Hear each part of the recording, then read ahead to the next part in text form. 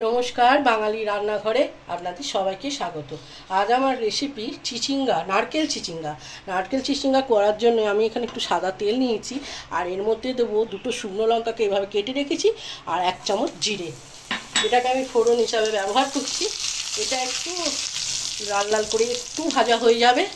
এরপর আমি যেটা দেব সেটা হচ্ছে দুটো টমেটো, ছোটো টমেটো দুটো এর মধ্যে আমি দিয়ে দিলাম।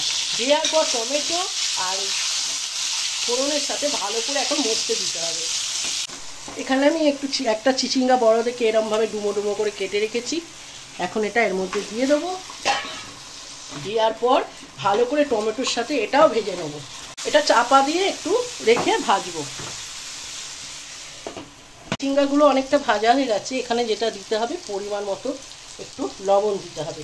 লবণ দিয়ে আরও কিছুক্ষণ আমি এটা চাপা দিয়ে ভাজতে দেবো। চিচিঙ্গাগুলো সেদ্ধ হয়ে গেছে।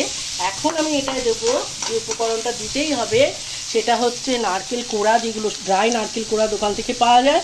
সেটা আমার কাছে ছিল, দিলাম। আপনাদের কাছে নারকেল থাকলে কুড়ে দেবেন।